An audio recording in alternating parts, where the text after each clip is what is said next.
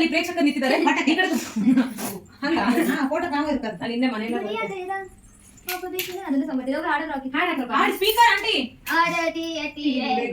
ನಮ್ ಕಳ್ಳ ಮಂಜಿಗೆ ಹಾಯ್ ಹಲೋ ನಮಸ್ಕಾರ, welcome to my YouTube channel. So ಇವತ್ತು ನನ್ನ ಮದುವೆಯ ಅರಿಶಿನ ಶಾಸ್ತ್ರದ ಸಂಭ್ರಮ ನಡೀತಾ ಇದೆ ಮನೆಯಲ್ಲಿ. ನಾವು ತುಂಬ ಸಿಂಪಲ್ಲಾಗಿ ಮನೆಯಲ್ಲೇ ಮಾಡಿದ್ವಿ. ಸೊ ಅಮ್ಮದೊಂದು ವೈಟ್ ಕಲರ್ ಸ್ಯಾರಿ ಇತ್ತು, ಅದನ್ನೇ ಹಾಕ್ಕೊಂಡೆ. ಆಕ್ಸೆಸರೀಸ್ ಅಂದರೆ ಜ್ಯುವೆಲರೀಸ್ನ ನಾನು ಮೀಶೋಲ್ಲಿ ಆರ್ಡ್ರ್ ಮಾಡಿದ್ದೆ. ಆ್ಯಂಡ್ ಹಿಂದಗಡೆ ನಾರ್ಮಲ್ ಕರ್ಟನ್ ಇತ್ತು, ಅದಕ್ಕೆ ಒಂದು ಸ್ಯಾರಿ ಹಾಕಿಬಿಟ್ಟು ಹೂವುಗಳನ್ನ ಹಾಕಿ ಬ್ಯಾಕ್ಗ್ರೌಂಡ್ ಡಿಸೈನ್ ಮಾಡಿದ್ವಿ. ಈಗೆಲ್ಲ ಮದುವೆಗಿಂತ ಜಾಸ್ತಿ ಅರಿಶಿನ ಶಾಸ್ತ್ರನೇ ಸಿಕ್ಕಾಪಟ್ಟೆ ಟ್ರೆಂಡ್ ಆಗಿರುತ್ತೆ.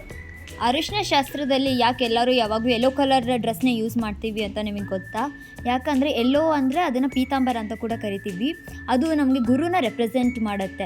ಸೊ ನಾವು ಆ ಯೆಲ್ಲೋ ಕಲರ್ ಡ್ರೆಸ್ನ ವೇರ್ ಮಾಡ್ಕೊಂಡವಾಗ ಗುರುವಿನ ಶಕ್ತಿ ಕೂಡ ಜಾಸ್ತಿ ಆಗುತ್ತೆ. ನಮ್ಮ ಲೈಫಲ್ಲಿ ಅದೃಷ್ಟ ಲಕ್ಕಿ ಎಲ್ಲ ಆಗೋದೇ ಗುರು ಇಂಪಾರ್ಟೆನ್ಸ್ ಇರೋದ್ರಿಂದ. ಸೊ ಹಾಗಾಗಿ ಇದು ಹಾಕೊಂಡಾಗ ನಮಗೆ ಏನೋ ಲಕ್ ಎಲ್ಲ ಚೇಂಜ್ ಆಗುತ್ತೆ ಅಂತ ಹೇಳ್ತಾರೆ. ನಾವು ಮದುವೆನಲ್ಲಿ ಫಸ್ಟ್ ಏನು ಯಾವಾಗ ಜಾತಕ ಕೂಡ ಬರುತ್ತೆ, ಗುರುವಿನ ಬಲ ಇದ್ದರೆ ಮಾತ್ರ ಹುಡುಗಿ ಸಿಗೋದು, ಹುಡುಗ ಸಿಗೋದು ಅಂತ ಹೇಳ್ತಾರೆ.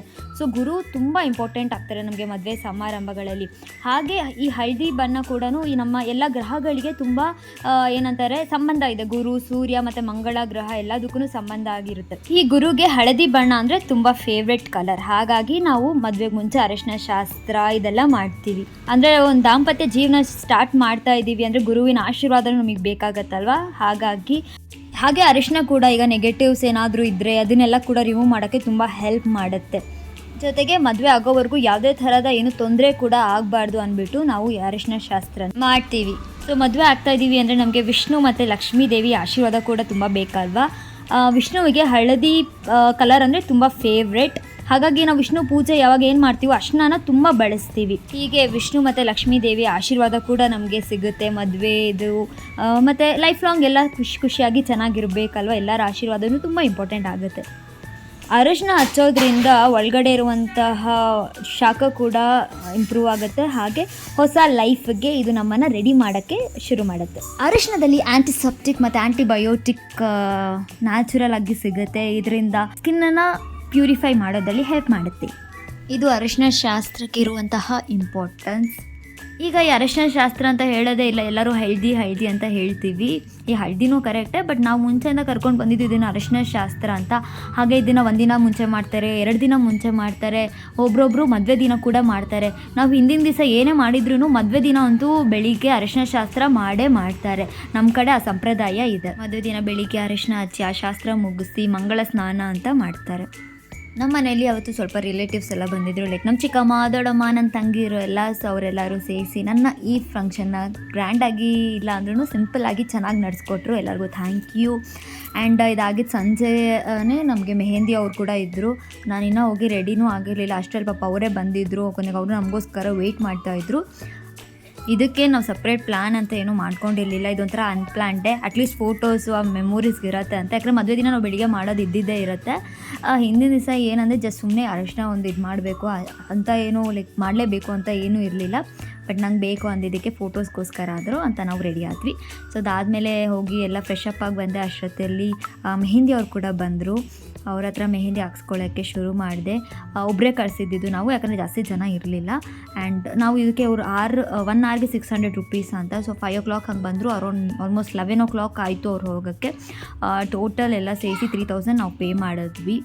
ಮೆಹಂದಿ ಎಲ್ಲ ಆದಮೇಲೆ ನೆಕ್ಸ್ಟ್ ಡೇ ಚಪ್ರದ ಪೂಜೆ ಇತ್ತು. ಅವ್ರು ಅವತ್ತಿನ ದಿನ ಬೆಳಿಗ್ಗೆ ಬಂದು ಚಪ್ರ ಹಾಕಿದ್ವು. ಸೊ ಅಕ್ಟೋಬರ್ 9 ಚಪ್ರ ಹಾಕಿದ್ದು. ಆ್ಯಂಡ್ ಅಕ್ಟೋಬರ್ 10 ನನ್ನ ಮದುವೆ ಇದ್ದಿತ್ತು. ಸೊ ಚಪ್ರ ಪೂಜೆ ನಾವು ಮನೆಯಲ್ಲೇ ಎಲ್ಲ ಮಾಡಿ ಮುಗಿಸಿದ್ವಿ. ಮುಗಿಸಿದ ಮೇಲೆ ನಾವು ಅಲ್ಲಿಂದ ಚೌಲ್ಟ್ರಿಗೆ ಹೊರಟ್ವಿ. ಯಾಕಂದರೆ ಚೌಲ್ಟ್ರಿಯಲ್ಲಿ ನಮ್ಮದು ನಾಂದಿ ಫಂಕ್ಷನ್ ಇತ್ತು. ಸೊ ನಾಂದಿ ಫಂಕ್ಷನ್ ಬೆಳಿಗ್ಗೆ ಅಂದರೆ ಮಧ್ಯಾಹ್ನ ಇತ್ತು. ಅದಾದ ಮುಗಿಸ್ಕೊಂಡ್ರೆ ಸಂಜೆ ವರಪೂಜೆ ಇತ್ತು. ವರಪೂಜೆ ಜೊತೆಗೆ ಸಂಗೀತ ಅಲ್ಲ, ಜಸ್ಟ್ ಒಂದು ಏನಂತಾರೆ ಡ್ಯಾನ್ಸ್ ಗೀನ್ಸ್ ಎಲ್ಲ ಮಾಡ್ಕೊಂಡು ಎಂಟರ್ಟೈನ್ಮೆಂಟ್ ಇರೋ ಥರ ಮಾಡೋಣ ಅಂತ. ಸೊ ಯಾಕಂದರೆ ರಿಸೆಪ್ಷನ್ ನಾವು ಮದುವೆ ದಿನ ಸಂಜೆನೇ ಮಾಡೋದು. ಹಾಗಾಗಿ ನಾವು ವರಪೂಜೆ ಮತ್ತು ಡ್ಯಾನ್ಸು ಅದು ಇದು ಎಲ್ಲ ಸಂಜೆ ಮಾಡ್ಕೊಂಡ್ವಿ. ಆ್ಯಂಡ್ ಬೆಳಿಗ್ಗೆ ನಾಂದಿ ಇತ್ತು.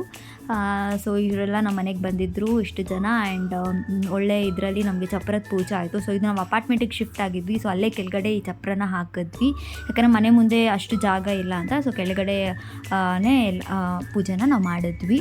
ಯಾವುದೋ ಒಂದು ಕಾರ್ಯಕ್ರಮ ನಡೆಸ್ತಾ ಇದ್ದೀವಿ ಅಂದರೆ ಮನೇಲಿ ಎಷ್ಟು ಕನ್ಫ್ಯೂಷನ್ಸ್ ಇರುತ್ತಲ್ಲ, ಏನು ಮಾಡಬೇಕು, ಹೇಗೆ, ಅದು ಇದು ಎಲ್ಲ, ಮತ್ತು ಎಲ್ಲ ರೆಡಿಯಾಗಿರಬೇಕು, ಎಲ್ಲ ಐಟಮ್ಸು ಎಲ್ಲ ಸಿಕ್ಕಾಪಟ್ಟೆ ಇರುತ್ತೆ. ಅಂಥದ್ರಲ್ಲಿ ಮದುವೆ ಅಂದರೆ ಇನ್ನೂ ನೆಕ್ಸ್ಟ್ ಲೆವೆಲ್ ಇರುತ್ತೆ, ಎಲ್ಲದಕ್ಕೂ ಪ್ರಿಪೇರ್ ಆಗಿರಬೇಕು. ಆ್ಯಂಡ್ ಏನೋ ಈಗ ಸಡನ್ನಾಗಿ ನಾವು ಸೌಟ್ರಿಗೆ ಹೋಗ್ಬಿಟ್ಟಿರ್ತೀವಿ ಅಂದ್ಕೊಳ್ಳಿ, ಮಿಸ್ ಆಯಿತು ಅಂದರೆ ಕಷ್ಟ, ವಾಪಸ್ ಬರೋಕ್ಕಾಗೋದು. ತುಂಬ ದೂರ ಅಂತಿದ್ರೆ ಸಿಕ್ಕಾಪಟ್ಟೆ ಕಷ್ಟ ಆಗುತ್ತೆ. ಆ್ಯಂಡ್ ನಮ್ಮ ಚೌಲ್ಟ್ರಿ ಯಲಹಂಕ ಹತ್ರ ಇತ್ತು, ನಮ್ಮನೆ ವಿದ್ಯಾರಣ್ಯಪುರದಲ್ಲಿ ಇದ್ದಿತ್ತು, ಸೊ ತುಂಬ ಹತ್ರನೇ ಇತ್ತು. ಆ್ಯಂಡ್ ಇಲ್ಲೀಗ ನೀವು ನೋಡಬಹುದು ನೀಟಾಗಿ ಪೂಜೆ ಆಗ್ತಾ ಇದೆ. ನಾನಂತೂ ಸಿಕ್ಕಾಪಟ್ಟೆ ಎಕ್ಸೈಟ್ ಆಗಿದ್ದೆ. ಇನ್ನೇನು ಒಂದಿನ ಸಿಂಗಲ್ ಲೈಫ್ ನಂದು, ಆಮೇಲಿಂದ ಮದುವೆ ಆಗಿರ್ತೀನಿ ಅಂತ ಒಂದು ಹೇಗಿರುತ್ತೆ ಎಲ್ಲ ಕನ್ಫ್ಯೂಷನ್ಸ್. ಆ್ಯಂಡ್ ಕನ್ಫ್ಯೂಷನ್ಗಿಂತ ಸಿಕ್ಕಾಪಟ್ಟೆ ಖುಷಿಯಾಗಿ ಹ್ಯಾಪಿಯಾಗಿದ್ದೆ ನಾನು. ಚಪ್ರಶಾಸ್ತ್ರ ಯಾಕೆ ಮಾಡ್ತೀವಿ ಅಂದರೆ ಇದು ಶೆಲ್ಟರ್ ಕೊಡುತ್ತೆ, ಹಾಗೆ ನಾವೇನಾದರೂ ಒಳ್ಳೆ ಏನಂತಾರೆ ಎನರ್ಜಿನ ವೆಲ್ಕಮ್ ಮಾಡೋದಕ್ಕೆ ಇದನ್ನು ಮಾಡಿಕೊಂಡು ಬಂದಿದ್ದೀವಿ ಮದುವೆ ಸಮಾರಂಭ, ಹಾಗೆ ಬೇರೆ ಥರ ಫಂಕ್ಷನ್ಸಲ್ಲಿ ಕೂಡ. ಹಾಗೆ ಈ ಕಂಬಗಳು 4 ಕಂಬಗಳು ಏನು ಇಟ್ಟಿರ್ತೀವಿ ಅದು ಧರ್ಮ, ಅದನ್ನೆಲ್ಲ ರೆಪ್ರೆಸೆಂಟ್ ಮಾಡುತ್ತೆ. ಪಿಲ್ಲರ್ ಥರ ಅದು. ಚಪ್ರ ಹಾಕೋದು ಯೂಶಲಿ ತೆಂಗಿನ ಎಲೆಯಿಂದನೇ ಹಾಕೋದು. ಸೊ ಅದ್ರ ಜೊತೆಗೆ ಹೂವು ಅದೆಲ್ಲ ಇಂದ ಡೆಕೋರೇಟ್ ಮಾಡಿರ್ತೀವಿ. ಸೊ ನಾವು ಎಲ್ಲ ಕಂಬಗಳಿಗೂ ಹೋಗಿ ಅರಿಶಿನ ಕುಂಕುಮ ಮತ್ತು ಆರತಿ ಮಾಡಿ ಅದನ್ನು ಪೂಜೆ ಮಾಡಿ ಮುಗಿಸ್ತೀವಿ. Thank you for watching. Stay tuned.